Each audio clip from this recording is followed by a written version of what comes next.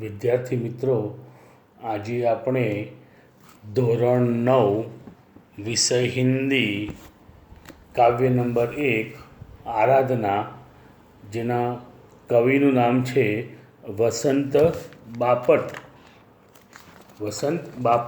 વિશે ચર્ચા કરીશું.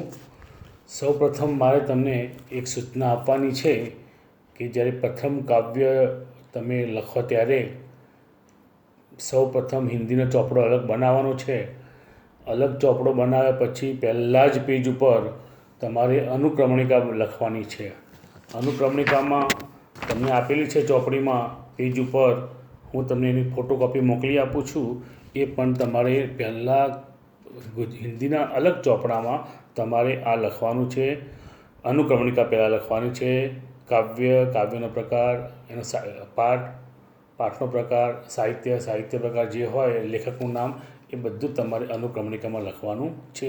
છેલ્લે એક નાનું ખાનું રાખવાનું ખાલી, જેમ જેમ પાઠ ચાલશે, જેમ જેમ આપણે ગૃહ કાર્ય તપાસીશું, એમ અનુક્રમણિકામાં આપણે સહી કરતા જઈશું. તો સૌપ્રથમ તમારે અનુક્રમણિકા બનાવવાની છે, એની સૂચના તમને આપી છે. અને પછી જ કાવ્ય તમારે લખવાનું છે.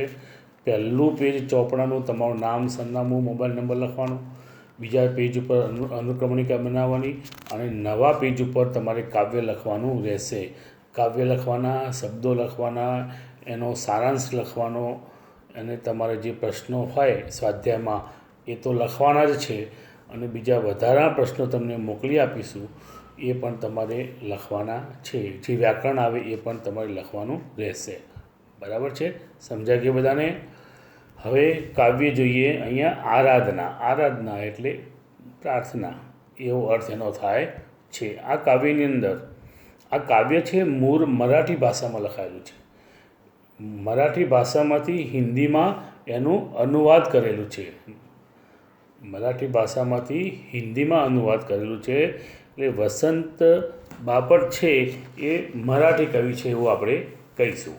તો અહીંયા કવિની વાત કરીએ આપણે, તો કવિની જે વાત છે એમનો મહારાષ્ટ્રના સતારા જિલ્લાના પોતે એ વતની છે પોતે. અને કાવ્ય આપણે જોઈશું આપણે હવે એનો આગળ. આ કાવ્યનો જે ટૂંકો સાર છે એમાં એવું કવિ કહેવા માગે છે, આપણે હિન્દીમાં જ થોડી ચર્ચા કરીશું અને ગુજરાતીમાં પણ ચર્ચા કરીશું, એટલે તમને વધારે સમજણ પડશે. इस कविता में कहा गया है कि मानवता और बंधुता के प्रति प्रेम ही सच्ची पूजा है. માનવતા અને બંધુતાની જે વાત કરી છે એમાં સાચામાં સાચી વસ્તુ તો પ્રેમ છે. એ જ સાચી પૂજા છે એવું કવિ કહેવા માગે છે. મનુષ્ય કે આપસી ભેદભાવ સમાપ્ત હો. મનુષ્યની અંદર આપસી જે મતભેદો છે, એકબીજામાં હરીફાઈ ચાલે છે, એકબીજાને પછાડવાની જે વાત કરે છે કવિ, એ આ કાવ્યમાં કરી છે. लोगों में लोभ और वैरभाव न हो. લોકોની ભેદભાવ, દ્વેષભાવ, દુશ્મનાવટ બહુ વધી ગઈ છે જમાનામાં અત્યારે. સબ એક दूसरे से પ્રેમ કરે, બધા એકબીજાને પ્રેમ કરે, પ્રેમથી રહે. સબ में सहयोग की भावना हो. એકબીજાના સહયોગ વગર ન ચાલે, એકબીજાનો સહયોગ આપણે કરવો જોઈએ. लोग एक दूसरे का दुख महसूस करे. બીજાનું દુઃખ આપણું દુઃખ, આપણું દુઃખ એ બીજાનું દુઃખ, तो एक બીજાના દુઃખને महसूस करे. इस प्रकार इस कविता में कवि ने सत्य शिव सुंदरम, આપણે કહીએ સત્યમ શિવમ સુંદરમ, સત્ય બોલવું, સુંદર બોલવું, વિશ્વ બંધુતા की भावना व्यक्त हो. બધામાં આવી ભાવના છે, બધામાં વ્યક્ત કવિ કરવાની વાત કરે છે.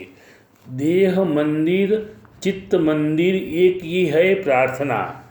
અહીંયા કવિ કહે છે કે मेरी यही प्रार्थना है कि शरीर और मन से, शरीर और मन, चित्त, देह એટલે શરીર, ચિત્ત એટલે મન, ચિત્ત એટલે મન, દેહ મંદિર એટલે શરીર રૂપી મંદિર. શબ્દ છે નીચે આપેલો છે, જો નીચે શબ્દ આપેલો છે તમે જોજો.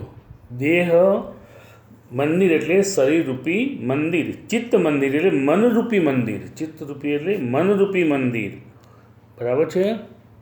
પ્રાર્થના એટલે નિવેદન, એક પંક્તિની વાત કરી કહે છે कवि कहते हैं कि मेरी यही प्रार्थना है कि शरीर और मन से सत्य, शिव और सुंदर की आराधना हो। सत्य, सुंदर, मंगल्य की नित्य ही आराधना એટલે સત્ય, શિવ અને સુંદરની આરાધના हो। दुनिया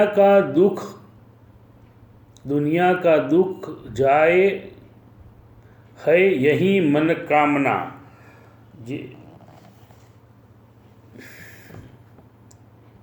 दुनिया का दुख जाए है यही मन कामना, वेदना को परख पाने जगाए संवेदना। आ काव्यની અંદર છે कई प्रार्थना करे दुखी लोगों को दुख से छुटकारा मिले।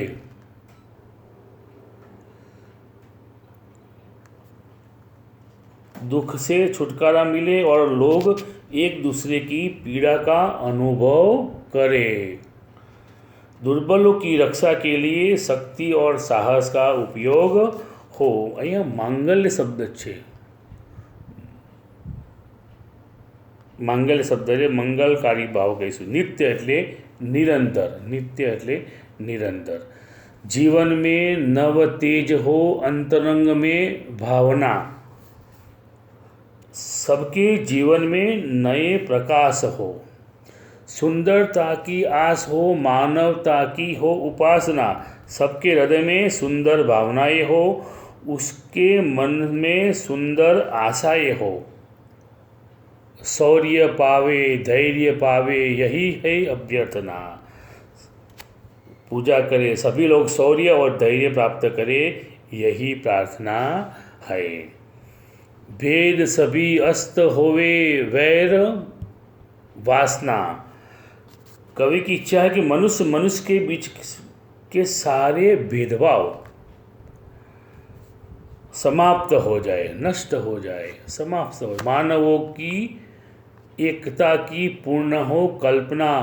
मुक्त हम चाहे एक ही बंधुता की कामना। किसी से दुश्मनी ना हो और लोगों की बुरी इच्छाएं नष्ट हो। सभी मनुष्य एकता का अनुभव करें। हम स्वतंत्रता और बंधुता की भावना करते हैं। ऊपरनी पंक्तिओ छे भेद सभी अस्त होवे वैर और वासना। एक पंक्तिओं शू कहेवा मागे छे कवि कि दुनियानी अंदर उच्च અને નીચના भेदभाव, जाति અને પાતિના भेदभाव, अमीर અને गरीबના भेदभाव છે। આવા भेदभाव છે સમાજની અંદર, દુનિયાની અંદર। ઉચ્ચ જાતિનો છે, આ નીચ જાતિનો છે, આ ગરીબ છે, આ પૈસાદાર છે। આ જે भेदभाव છે એ भेदभावને નષ્ટ કરવાની કઈ વાત કરે છે। અને બીજું એક છે ઈર્ષા અને દ્વેષ। મનુષ્યમાં ઈર્ષા બહુ થઈ ગઈ છે, વેર અને વાસના એટલે ઈર્ષા અને દ્વેષભાવ બહુ છે। કોઈ વ્યક્તિ પૈસા કમાયો હોય તો લોકો એની ઈર્ષા કરે છે, કોઈ વ્યક્તિ નવી ગાડી લાવે તો લોકો એની ઈર્ષા કરતા હોય છે। અને આ જે છે એના કારણે મનુષ્યનો વિકાસ થઈ શકતો નથી। એટલે વિશ્વ બંધુત્વની ભાવના જો આપણે લાવવી હોય ને તો આ જે ભેદભાવો છે આપણે નાશ કરવો પડશે। તો આ મજાનું સરસ મજાનું કાવ્ય છે। કાવ્યનું આપણે ફરીથી એનું ગુજરાતીમાં ભાષાંતર આખું તમને સમજાવી દઈએ। હું બોલું છું, તમારે શાંતિથી સાંભળવાનું છે। તમારે એનું ભાષાંતર પણ લખવાનું છે। તમારે હિન્દીમાં લખવાનું છે, ગુજરાતીમાં લખવાનું નથી। कवि कहते हैं कि मेरी यही प्रार्थना है कि शरीर और मन से सत्य, शिव और सुंदर की आराधना हो। लोग सच्चाई के मार्ग पर चले, उसके मन में सुंदर विचार आए और सब एक दूसरे के हित की बात सोचे। कवि प्रार्थना करते हैं कि दुखी लोगों को दुख से छुटकारा मिले और लोग एक दूसरे की पीड़ा का अनुभव करें। दुर्बलों की रक्षा के लिए शक्ति और साहस का उपयोग हो। सबके जीवन में नया प्रकाश हो। सबके हृदय में सुंदर भावनाएं हो। सबके मन में सुंदर आशाएं हो और सब मानवता की पूजा करे, सभी लोग शौर्य और धैर्य प्राप्त करे, यही प्रार्थना है। कवि की इच्छा है कि मनुष्य के बीच के सारे भेदभाव समाप्त हो जाए, किसी से दुश्मनी न हो और लोगों की बुरी इच्छाएं नष्ट हो, सभी मनुष्य एकता का अनुभव करे, इस स्वतंत्रता और बंधुता की कामना करे। तो આ પ્રકારનું સરસ મજાનું કાવ્ય છે। પ્રશ્નો આપણે નીચે જોઈએ। આપણે કવિ નિત્ય સ્વાધ્યાય જોઈએ, શબ્દો આપણે જોઈ લીધા છે, જોડે જોડે સ્વાધ્યાય પણ જોઈ લઈએ। कवि नित्य कैसी आराधना चाहते हैं। कवि उत्तर तमारे लखवानो छे। कवि नित्य ऐसी आराधना चाहते हैं जिसमें सत्य, सुंदर और मांगल्य की भावना हो, प्रश्न बीजो छे, कवि किसकी मनोकामना चाहते हैं। एनो उत्तर लखवानो छे तमारे। कवि दुखी लोग दुखों से मुक्त हो, ऐसी मनोकामना चाहते हैं। तमारा सरस मजाना वाक्य में उत्तरों लखवाना छे। कवि दुर्बलों की रक्षणार्थ किसकी साधना चाहते हैं। कवि दुर्बलों की रक्षणार्थ पौरुष की साधना चाहते हैं। कवि किसकी अभ्यर्थना करते हैं। उत्तर छेनो, कवि सबके जीवन में नया प्रकाश आने की अभ्यर्थना करते हैं। कवि कैसी बंधुता की कामना करते हैं। उत्तर छेनो, कवि ऐसी बंधुता की कामना करते हैं जिसमें सब स्वतंत्र होकर भी भाईचारे की भावना से जुड़े हो। अहींया बीजा प्रश्नों छे, ये पण तमारे लखवानुं छे। काव्य पंक्तिओ छे, ए पण तमारे लखवानी छे। विरोधार्थी शब्दों छे, एमने तमने हूँ मोकली आपीश, तमने लखीने। अने पठित प्रार्थना गीत को कंठस्थ कीजिए।